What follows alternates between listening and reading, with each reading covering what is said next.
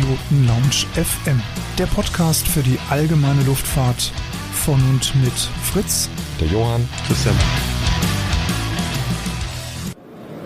Ja, hallo, wir sind hier wieder auf der Aero 2022 von der Privatpiloten Lounge und Fritz und ich haben uns jetzt mal so ein bisschen in die Hallen vorgewagt, nachdem wir gestern uns auch erstmal so ein bisschen technisch warm gelaufen haben und haben gleich den Anlass genutzt, direkt zur Firma Diamond zu gehen.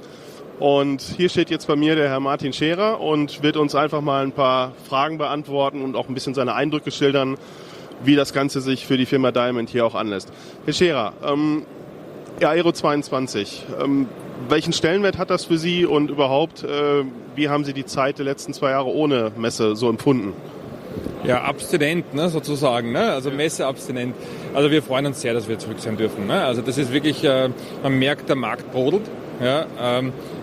Es will was passieren und ja, es ist einfach gut, die alten Gesichter wieder zu sehen, neue Gesichter zu sehen. Und ja, Diamond kann ja auch viele neue Sachen bieten. Also ein wunderbarer Boden hier für Gespräche. Also das ist ja schön. Ja, also wir haben das in anderen Gesprächen auch bei uns am Stand schon gemerkt, sowohl mit professionellen Herstellern, also mit irgendwelchen Leuten aus der Branche, die Business machen, aber auch, ja, ich sag mal so dieses Community-Feeling, also sprich eben nicht nur Zahlen, Fakten, sondern eben auch mal, wie Sie es gerade auch schon gesagt haben, einfach mal wieder Leute treffen, genau. Das Branchengefühl erleben, das Flieger-Community-Gefühl. Ich glaube, das spielt ja auch eine ganz große Rolle, gerade bei unserem Thema, weil wir ja im Grunde ein Lebensgefühl vermitteln. Oder wie sehen Sie das? Ja, da bin ich voll bei Ihnen. Ne? Also das ist durchs Reden kommen Leute zusammen, sagen wir in Österreich. Ne? Und ja, das sieht man eben auf den Messen. Man weiß gar nicht, mit wem man zuerst reden soll. Und das ist einfach etwas, was die letzten 2 Jahre leider Gottes, aber sicherheitsbedingt natürlich zu kurz gekommen ist. Aber Gott sei Dank mit den Entwicklungen, die jetzt sind, dass wir das wieder aufleben lassen können. Ja, absolut. Also auch beeindruckender Stand, wenn man sich hier umschaut. Vielleicht mal so ein ganz paar Worte, was können die Besucher hier bei Ihnen sich anschauen direkt? Naja, im Grunde genommen unsere aktuelle Flotte, unsere aktuelle Familie, von den kleinen einmotorigen, die DR40, dann zur größeren Luxusvariante, die DR50 und dann auch die Pendants mit dem zweimotorigen Bereich, DR42, DR62. Ganz speziell kann man natürlich die DR40 hier auch bewundern, die in Zukunft elektrisch betrieben werden kann als Option und welche Möglichkeiten hier geboten werden. Und natürlich ganz neu sozusagen ist die zertifizierte DR50. Die schauen wir uns dann gleich ein bisschen genauer noch an. Ja. Genau, Stichwort DR50. Wir stehen ja schon davor. Gestern Abend gab es ja schon mal einen ganz guten Beginn für Sie auf der Messe. Ja, möchten Sie uns da was zu sagen? Ja, da freuen wir uns natürlich sehr, weil Aero-Kurier hat die Innovation von Diamond Aircraft hier besonders erwähnt, ja, indem sie sozusagen uns mit dem Innovation Award hat ausgestattet und das freut uns natürlich hier bei Diamond Aircraft besonders. Ja, das kann ich mir vorstellen. Also auch von unserer Seite aus alles Gute. Herzlichen Glückwunsch dazu. Ich denke, das ist eine gute Motivation. Absolut. Kommen wir mal zum Flugzeug. Können Sie mal ganz kurz beschreiben, was das Flugzeug im Wesentlichen auszeichnet? Es passt in die Diamond-Familie hinein. Ja, also wir haben ja diese kleinere viersitzige DR40 ja, für Schulungsbereiche, aber genauso im Privatbereich. Wir haben das Pendant dazu auf der DR42, die zweimotorige. Und dann hatten wir vor einigen Jahren einen Step gemacht in die größere, in die Luxusklasse mit der DR62 aufzusteigen. Also die zweimotorige vom Raumgefühl her einfach, wir nennen es so liebhaft, das SUV in the Sky. Ja. Und da kommt natürlich schon sehr viel angenehme Reisekomfort dazu. Und dieses Konzept der DR62 setzen wir jetzt in den Single-Engine-Markt ein mit der DR50. Das heißt, es ist die gleiche Kabine wie die DR62 vom Raumgefühl her. Und das ist jetzt sozusagen ein Fünfsitzer, der aber wiederum, so Diamond üblich, mit Dieseltriebwerk betrieben wird.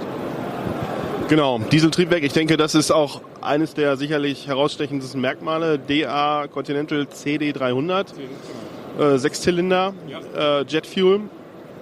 Wie wird das aufgenommen? Also wie die Interessenten, die jetzt zu Ihnen kommen, ich sag mal, die sind bisher wahrscheinlich, gucken auch mal bei anderen Herstellern, die hier vertreten sind. Und da findet sich ja so ein Konzept in der Form nicht wieder. Wie reagieren die da drauf und was für Fragen kriegen Sie da? Also dafür stand Diamond schon immer und das ist die Legacy, die Erbschaft, die wir von unserem ehemaligen Eigentümer mitgenommen haben, von Herrn Christian Dries, weil er gesagt, naja, das, was die anderen schon haben, brauche ich nicht auch machen. Ich mache was Neues. Ne? Und das findet sich auch in der DR50 wieder, weil es gibt diese Luxus-Single-Engine-Pisten-Varianten schon am Markt. Ne? Aber hier in dieser Technologie mit Diamond-Sicherheiten, mit der Struktur, aber eben auch mit dem entsprechenden Dieselaggregat, mit dem Dieseltriebwerk, das ist wiederum neu. Ne? Und mit dem kommen wir auf den Markt und das kommt sehr gut an im Moment. Inwieweit spielt das eventuell eine Rolle, dass wir im Moment ja auch eine sehr große Diskussion um das Thema Afgas haben?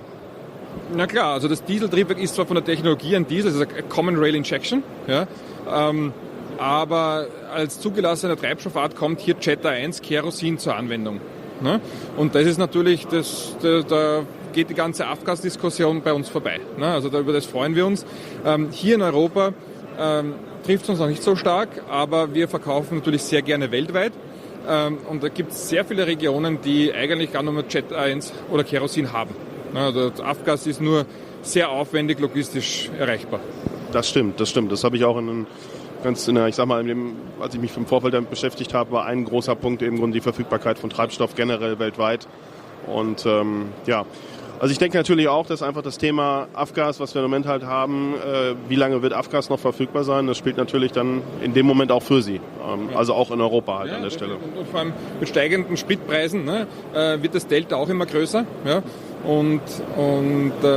Also Preis ist das eine, ne? Aber das bietet ja noch viele andere Vorteile, ne? Dieses Kerosin.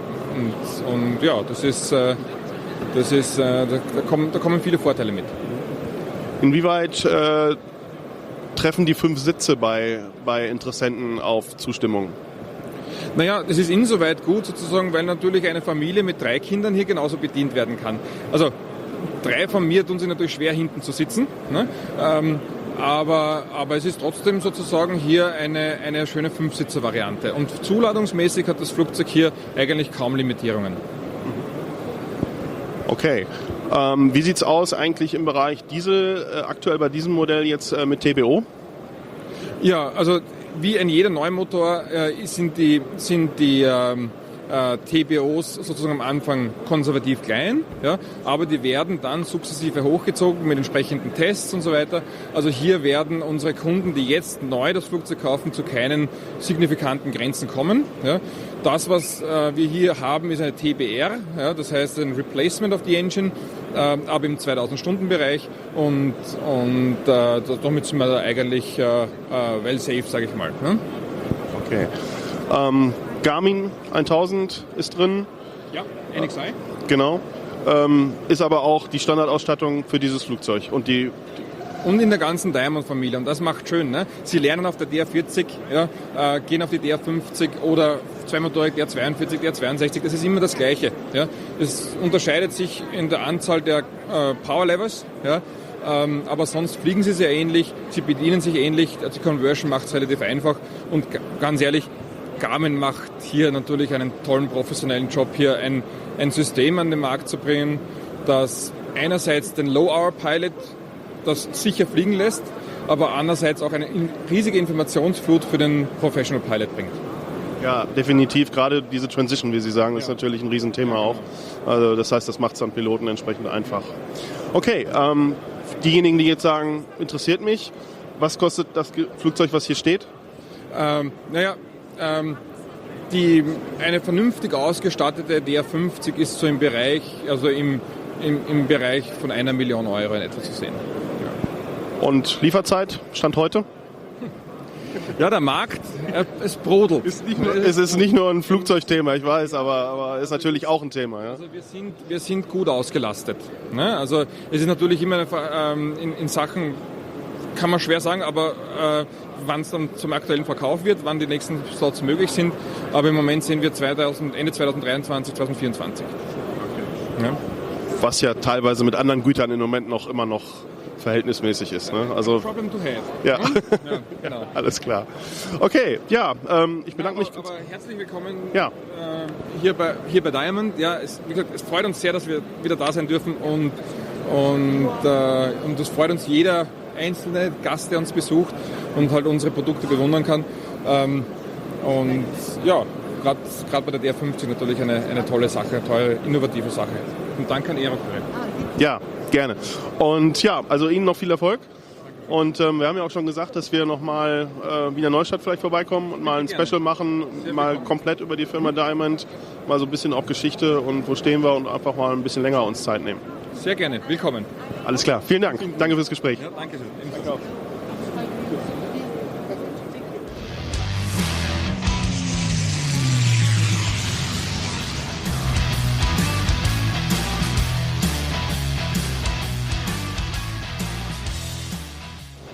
Hallo, herzlich willkommen zurück auf der Messe in Friedrichshafen. Kleiner Disclaimer am Anfang. Wir sind am Stand von Blackshape.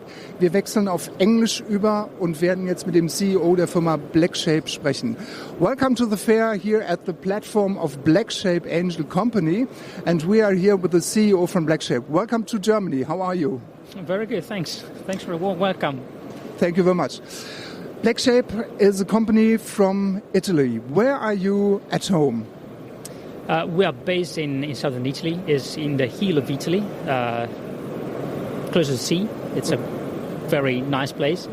Actually we found an excellent environment here at Aero, and it was very nice to rejoin after 3 years. I think for all the people in love with aviation is very good, to be in presence and touch, a real aircraft here. How about the time for you during COVID-19? How did you come through that hard time for your company? Was it very, very difficult for you? Well, I have to say, luckily enough, we didn't suffer too much for COVID because we had, we launched the Gabriel, our new product, just before COVID, so we had our order book filled with orders, and we were concentrating on the production, on deliveries. So far I cannot really, say we were unhappy during the COVID. Of course, we see a lot of effect in the supply chain. We see a lot of effect also because of the crisis in Ukraine. That, of course, is affecting the community. But I think, in the end, maybe also because of our positioning, the aviation community is quite strong. We were reinforcing our positioning. Actually, we have two markets, train of professional pilots and recreational customers. In both cases, we just deal with, high-end organizations and customers. So probably those were less effective than the average. Okay. COVID is over, nearly. How important is that fear for you in Italy or for the whole general aviation? Well, I think that one good thing that COVID brought is the spirit to look forward and also to think, some innovation needed in the aviation community. And I think we see also here at Aero, there's a lot of novelties. Some of those are, let's say, not maybe in the next 1 or 2 years, but there's a lot of will to achieve some important achievement. So actually, for us, this is quite the same. We just see that we concentrated these years on basically two factors. On one side, to make aviation more accessible for everybody. So, for the strong community of pilots, it is quite easy to have access to an aircraft, to a very well-known airplane. But for a young person living today, aviation might seem in some cases a bit outdated. So we wanted to help the community bridge this gap and bring some more contemporary product from the aesthetics, from the interiors, from the performance, from really every aspect. So we are really concentrating our effort in the experience of the new generation of customers when they first face the flight. And the same thing for the training. We see that there's a lot of changes because there's a whole generation of pilots that maybe also because of COVID went to retirement. Now we have a new phases of aviation where we are still young, so we like the fact that there's a lot of young people, young person accessing to airline. But even in this case, we thought we can maybe contribute. And actually, in this days we are presenting in Europe this configuration, which is specifically designed for training. And again, our hope is really to bring our little contribution to this community and make it stronger for the future. So, okay, we've talked about your company. Now we would like to talk about your aircraft. Honestly, I have to say I've never heard about your company. I'm so sorry about that. Shame on me. So please tell us a little bit concerning your aircraft, because you have two different types of aircraft, if I'm right. So we have one microlight class and we have an eco class aircraft. This is the eco class aircraft. How fast it is? Just tell me just a little bit about that aircraft, please. Well, thanks for the question. Actually, Blackshape is still a newcomer in the aviation industry because we founded the company 10 years ago.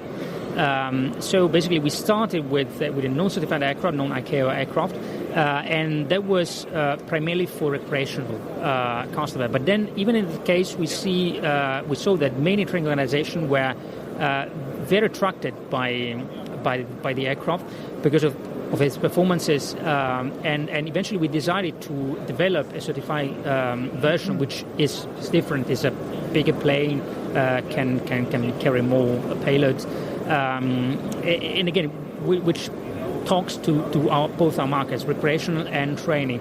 In this case, this configuration is rented to our training, and what we simply realized that in the last several decades, there are beautiful airplanes, but they were designed for a scope primarily commuting.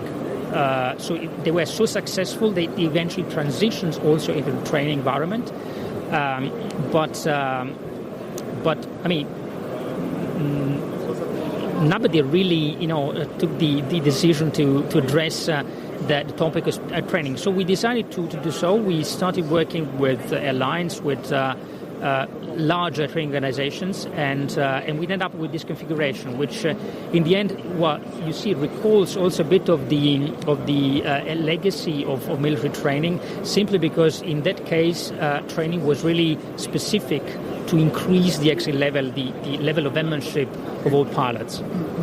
Okay, what kind of engine is inside that beautiful aircraft?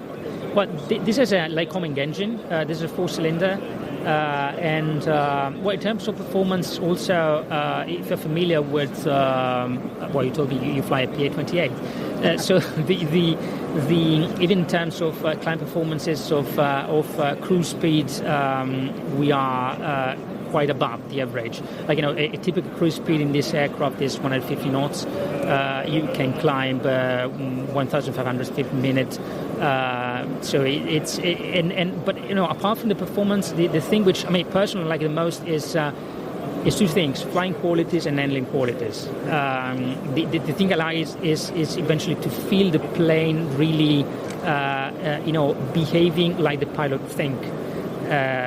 So the precision of the flight patterns, in general, the precision of flight control and maneuvers, to me, it's quite important.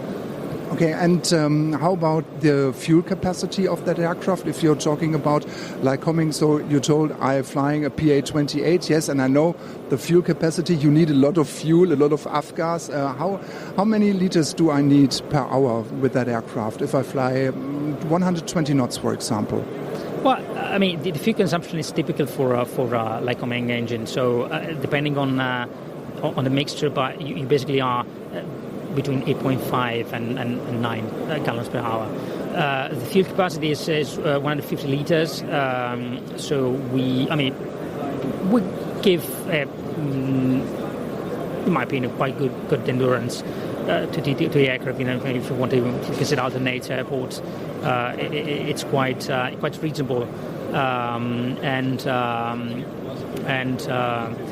Of course, in terms of range, we extend a bit because of the increased performances. Perfect. If I like to buy this beautiful aircraft, and how is it equipped? Can I get a Garmin 1000? Is that possible to talk with you concerning the equipment? Well, in this case, the configuration is with Garmin avionics. We have the G3X and G5 architecture, and also the Garmin Autopilot. This is a tandem configuration, so we have basically a large screen display plus the backup instruments, and even the layout of the cockpit is arranged in a way that, well, of course, you have your throttle on the left and your central stick. Yeah. So, I think it's a quite different experience to fly, and I think it's good for you to come fly. And we will do. Yeah, just evaluate yourself. Perfect. Let's talk about money. Very sensitive. How much is it? Well, approximately. Well, I never want to talk, let's say, about prices because it can change depending on the configuration. But the point is, I normally do the comparison with the automotive industry. So if you want to drive a nice car, you are available, to pay more, and it's the same thing. So we don't make actually any cost competition. We don't like actually that market. We believe, and actually the market recognizes that we are giving extra performances and extra quality also, because also what's behind the technology, this is entirely made in carbon fiber, so it's quite well optimized, and it's a contemporary aircraft, and as to say, our customers are very happy to pay a bit more. Okay, so the sky is not the limit. This is the Eco class. The other one is the Microlight class. Which one was first, the Micro class or the Eco? Yeah, correct. We started with the Microlight. Of course, it was simpler for us to access to the aviation. But even at the time, we had in our mind the idea to grow to the certified configuration. So there was actually a good way for us also to build our expertise and then to go into the certified aviation. Perfect. How's the response here on the fair for you? Very good, actually. I have to say, today is very good. We see a lot of people, a lot of interest.